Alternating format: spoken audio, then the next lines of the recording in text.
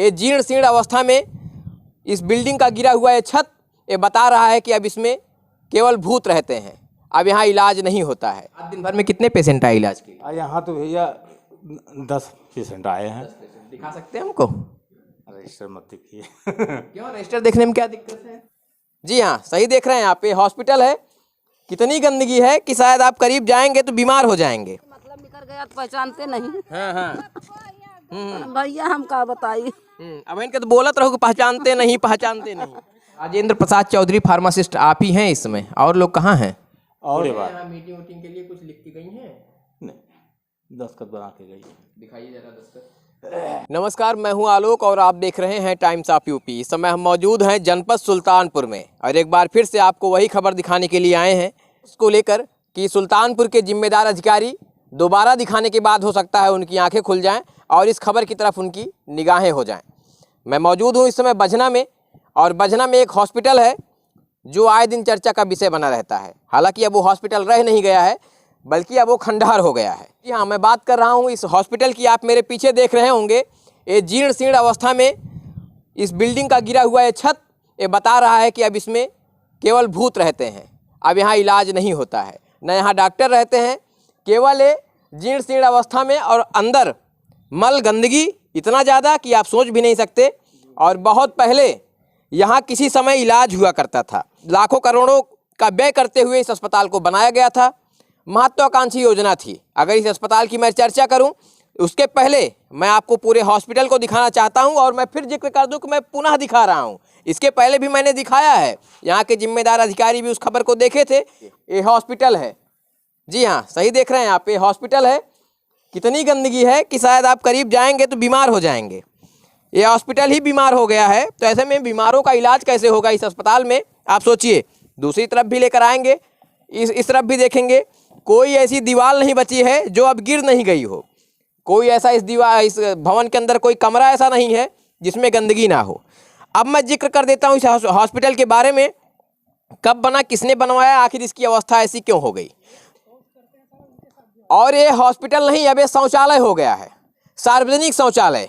जी हाँ, कुछ लोगों को लगता होगा, जो चिकित्सा जगत से जुड़े होंगे उनको लगता होगा कि एक पत्रकार अस्पताल को शौचालय कह रहा है। मैं आपको बता दूं कि उस समय तत्कालीन उत्तर प्रदेश के मुख्यमंत्री थे श्रीपत मिश्रा जी, और बनारस से लौटते हुए जा रहे थे पीढ़ी चौराहे पर। यहाँ के लोगों ने, उस समय जो बुजुर्ग थे, उन्होंने उनका काफिला रोक लिया, और काफिला रोक कर उन्होंने अपनी पीड़ा बताई थी। और एक पीड़ा मात्र उन्होंने बताई थी कि यहाँ के लोगों को इलाज कराने जाना होता है तो 30 किलोमीटर का सफ़र तय करके जिला मुख्यालय जाना पड़ता था, और रोड इतनी ख़राब हुआ करती थी उस समय कि लोग, पेशेंट मर जाया करते थे लेकिन उन्हें इलाज नहीं मिलता था। उस समस्या को तत्कालीन यहाँ के जो मुख्यमंत्री थे श्रीपत मिश्रा जी, उनसे उस समस्या को यहाँ के लोगों ने बताया, और श्रीपत मिश्रा जी ने उसी स्वागत समारोह में ही तत्काल कहा कि यहाँ पर एक हॉस्पिटल मिलेगा, और इस अस्पताल को उन्होंने दिया था, जो अस्पताल बड़ी सौगात के रूप में यहाँ के लोगों को मिली थी। आज वही अस्पताल है जिसे मैं दिखा रहा हूँ। आप देखेंगे इस हॉस्पिटल को लाखों करोड़ों की लागत से बनाया गया। ये हॉस्पिटल हैंड ओवर भी नहीं हुआ। जी हाँ, ये यहाँ पर गौर करिएगा कि ये हॉस्पिटल हैंड ओवर नहीं हुआ है, और बिना हैंड ओवर हुए ही ये हॉस्पिटल अब खंडहर हो गया। आप समझिए कितनी दयनीय दशा है उत्तर प्रदेश सरकार की वर्तमान में। उस समय की जो इसके पूर्व की पूर्ववर्ती सरकारें रहीं, उनका मैं क्या ही कहूँ। अगर उन्होंने ही चेत लिया होता तो शायद उनकी सरकारें ना जाती, लेकिन वर्तमान सरकार का भी वही रवैया है इस अस्पताल को लेकर, जिम्मेदार जनप्रतिनिधियों को लेकर। अब ये हॉस्पिटल खंडहर है, यहाँ कोई इलाज नहीं होता, लोग यहाँ शौच के लिए आते हैं। भवन जो है बिल्कुल जर्जर हो गया है। यहाँ शराबियों नशेड़ियों का ये अड्डा है, शराबियों के लिए अद्भुत ठिकाना हो गया है हॉस्पिटल। और मैं आपको बता दूँ, यहाँ के जो निवासी हैं, यहाँ के जो युवा वर्ग के लोग हैं, वो लगातार इस हॉस्पिटल के जीर्णोद्धार की मांग करते हैं। इस दरमियान यहाँ के लोगों ने कई बार सांसद जी को, जो पूर्व कैबिनेट मंत्री थी, वर्तमान सांसद माननीय मेनका गांधी जी को भी पत्र देकर भी इस समस्या को अवगत कराया। यहाँ के लोगों ने कई बार डीएम साहब को भी अवगत कराया, सीएमओ साहब से भी अवगत कराया गया है। लोग यही कहते हैं कि शासन तक ये बातें पहुँचा दी गई हैं, जल्द ही कार्य शुरू कर दिया जाएगा, लेकिन वो कार्य कब होगा ये मेरे समझ से परे है। इसी गांव के एक लोग हैं, उनसे बातचीत करेंगे और जानेंगे आखिर अभी तक क्या प्रयास चल रहा है। शुभ नाम क्या है आपका? विनय कुमार पांडे जी। ये हॉस्पिटल कब से आप देख रहे हैं इसे जीर्ण शीर्ण? अभी तो हमारी 36 साल एज है। जब से मैं जानता हूँ ये अस्पताल उस समय जब हम जानने लायक थे, बगल प्राइमरी पाठशाला थी, यहीं हमने शिक्षा ग्रहण किया था प्राइमरी पाठशाला की। यहाँ जब हम आते थे तो हम लोग यहाँ आते थे तो यहाँ जेएनएम, एएनएम, स्वास्थ्यकर्मी, वार्ड बॉय, चपरासी, चौकीदार सब नियुक्त थे। लेकिन आज यहाँ का दुर्भाग्य है कि यहाँ आवासीय भवन में 1-2 का स्टाफ है, फार्मासिस्ट, इनके सहारे चल रहा है। अब आगे भगवान जाने क्या होता है। क्या कभी आप लोगों ने सुनने में आया था कि आप लोगों ने सांसद जी का घेराव किया था, आप लोग रोके थे उनको इस समस्या को लेकर? आए दिन भी आप सोशल मीडिया पर इसको ट्रोल करते रहते हैं। सांसद महोदया को एक बार नहीं, कई बार कई लोगों के माध्यम से बाई पत्र अवगत कराया गया इस समस्या को, लेकिन अभी तक कुछ निदान नहीं मिला। कितना समय हो गया है उस पत्र को दिए हुए? कितना समय बीत गया सूचना उन तक पहुंचाए हुए? लगभग 1 वर्ष पूर्व में सांसद महोदया ने वादा भी किया था कि हम जाने से पहले इसमें कुछ न कुछ करके जाएंगे। अभी तक कुछ हुआ नहीं। बिल्कुल। तो आप समझिए अभी तक कुछ नहीं हुआ। यहीं के रहने वाले हैं और इनके द्वारा भी और इस गांव के तमाम लोगों के द्वारा इस हॉस्पिटल की समस्या को शासन तक पहुंचाने का अद्भुत प्रयास किया गया था, लेकिन ये प्रयास कहीं न कहीं अभी निष्फल ही नज़र आ रहा है।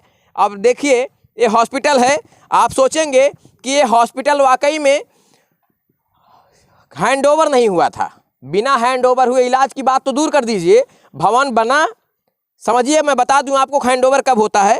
पहले कोई सौगात मिलती है, सौगात मिलने के बाद निर्माण कराया जाता है, नव निर्माण होता है, इसके बाद वहाँ पर कर्मचारी, अधिकारी और तमाम जिम्मेदारों की पोस्टिंग की जाती है और उसी दरमियान बिल्डिंग को हैंडओवर कार्यदायी संस्था द्वारा जिस संस्था के लिए बिल्डिंग बनाई जाती है उसको हैंडओवर किया जाता है। इसके बाद वह बिल्डिंग चिकित्सा विभाग की हो जाती है।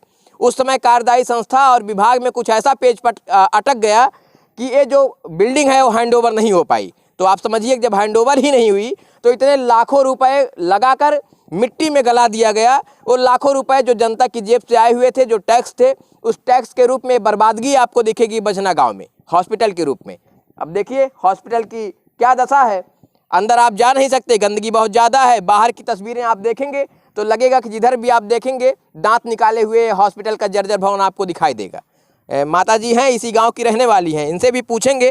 क्योंकि मेन स्ट्रीम मीडिया हमारे देश की ऐसी है कि कभी इस ग्राउंड जीरो पर आकर गांव की इन दशाओं को नहीं दिखाएगी।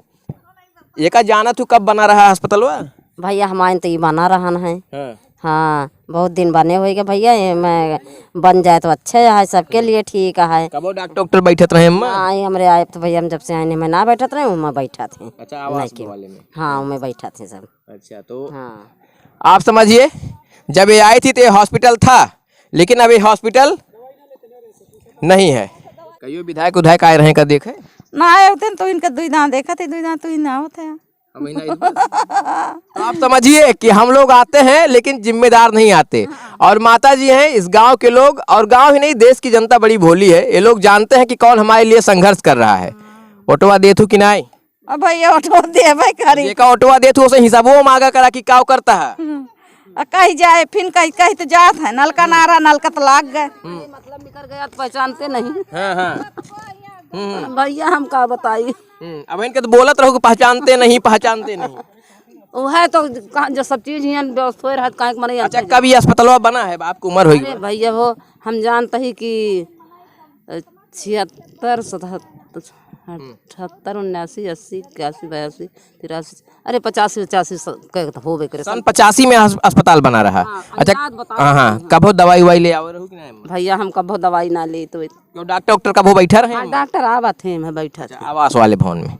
तो जी हाँ, आप जो डॉक्टर आते हैं, मैं आपको बता दूं कि आवासीय भवन में लोग बैठते हैं और किसी तरीके से इस अस्पताल को जिंदा रखने की कोशिश की गई है। इतना बड़ा भवन बन के जर्जर हो जाता है और इसी अस्पताल को चलाने के लिए यहाँ पर किराए पर कुछ दिन तक मकान लिया जाता है और किराए के मकान में इतने बड़े भवन को शिफ्ट किया जाता है और वहीं पर लोगों का इलाज किया जा रहा था। अब हम उस तरफ लेकर आएंगे जहां इस अस्पताल की बिल्डिंग तो जर्जर हो गई, लेकिन फिर भी अस्पताल में आखिर इलाज कैसे चल रहा है वो भी हम दिखाने की कोशिश करेंगे। आप देखेंगे ये आवासीय भवन था, उसी समय का भवन, और ये भी जर्जर हो गया। क्या ही दिखाएं, इसके पहले की भी तस्वीरें आप तक पहुंची रही होंगी। ये देखिए, ये है प्राथमिक स्वास्थ्य केंद्र बजना और ये जो भवन है, ये भवन है आवासीय भवन। यहाँ पर एक डॉक्टर साहब बैठे हैं, अभी फार्मासिस्ट हैं, उनसे भी जानकारी लेंगे कि आखिर इलाज उलाज ठीक ठाक हो रहा है कि नहीं। यही वो भवन है, ओपीडी कक्ष है और डॉक्टर साहब थोड़ा बाहर बैठे हैं और इसी में अब इलाज चलता है। इसके लिए उतना बड़ा भवन बिल्कुल जर्जर, उस भवन का कोई मतलब नहीं निकला, बनकर गिर गया, जर्जर हो गया, हैंडओवर नहीं हो पाया। डॉक्टर साहब आप ही हैं यहाँ पर? अब ये बताइए, यहीं पर आप आवासीय भवन में इलाज करते हैं? बिल्कुल जी। यही है उपलब्ध, तो इसी में होता है। तो इसके पहले जब भवन जो बना था वो भवन बिल्कुल जर्जर हो गया, अब तो उसमें इलाज नहीं हो सकता है, तो कैसे कुछ शासन तक कुछ बात आप लोगों ने पहुंचाई है? भैया हम लोगों के स्तर से CMO साहब उसको जाने, DM साहब जाने, आप यहाँ से सूचना CMO साहब तक पहुंचाए? पोस्ट है, हम लोग जो काम करना है वो कर रहे हैं। जहाँ आपको बैठा दिएगा आप वहीं बैठकर अपना काम करने लगेंगे, लेकिन सूचना आपकी ये भी है कि अगर भवन जर्जर है तो CMO साहब तक आप उसकी सूचना दें। हालांकि हम लोगों के माध्यम से पहुंचती है सूचना, लेकिन आप लोग भी कुछ लिखित दिया करें। तो इसी में आप इलाज करते हैं? जी। आज दिन भर में कितने पेशेंट आए इलाज के लिए? यहाँ तो भैया 10 पेशेंट आए हैं। दिखा सकते हैं हमको? रजिस्टर मत देखिए। क्यों, रजिस्टर देखने में क्या दिक्कत है? रजिस्टर हम नहीं देख सकते? अरे भाई यही तो देख रहे कोई। फोटो मत लीजिएगा। नहीं नहीं, हमको दिखा दीजिए, हम फोटो, उसमें क्या है, आपने 10 पेशेंटों का इलाज किया है, कोई गुप्त अगर हो तो मत दिखाइए जी। चलिए, तो ये जो है यहाँ पर आज 10 पेशेंट आए थे और यहाँ पर 10 पेशेंट का आज इलाज हुआ है। आए तो ज्यादा पुराने वाले भी तो आते हैं। ये नया है। दवा कहाँ रखी जाती है यहाँ? अब भैया उपलब्ध है सामने। अच्छा, चलिए बढ़िया है। अंदर भी क्या है, क्या और कौन कौन लोग हैं यहाँ? यहाँ जो है एक वार्ड बॉय है, एक एलए हैं, एक एएनएम है, एक फार्मासिस्ट। राजेंद्र प्रसाद चौधरी फार्मासिस्ट आप ही हैं इस समय, और लोग कहाँ हैं?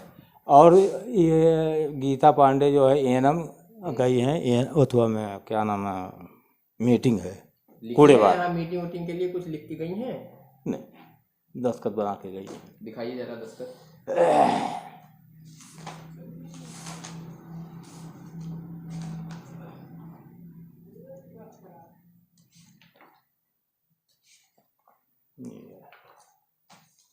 जी, अच्छा जी। और ये PC श्रीवास्तव जी? वो कूड़ेबार में अटैच हैं। अटैच्ड हैं? अच्छा, वही रहते हैं। हाँ, वो तो उनके ऊपर है, अधीक्षक के ऊपर है। कहाँ किसको भेजते हैं। तो यहाँ पर राजेंद्र प्रसाद चौधरी जी से हमारी मुलाकात हुई, अपनी ड्यूटी पर तैनात हैं, और भी जो लोग हैं रजिस्टर में लिखकर गंतव्य स्थलों पर गए हुए हैं।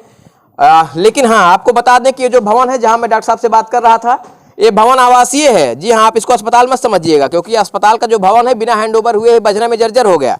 जिम्मेदार शासन प्रशासन के लोगों से मेरा निवेदन है कि आप केवल कागज में हीला हवाली मत करिए, लटकाने का काम मत करिए। लोगों की ज़िंदगी का सवाल है। अगर ये अस्पताल बन जाएगा तो यहाँ तकरीबन 10 किलोमीटर की आबादी के लिए बहुत बड़ी सहूलियत हो जाएगी। और यहाँ के जिम्मेदार जनप्रतिनिधि, विधायक जी भी और माननीय सांसद जी भी, आपसे भी निवेदन है कि वोट लेने के समय आप जितनी तत्परता दिखाते हैं लोगों के लिए, उनके कामों के लिए भी अगर आप शायद उतनी तत्परता दिखाएं तो इतना हीला हवाली ना हो।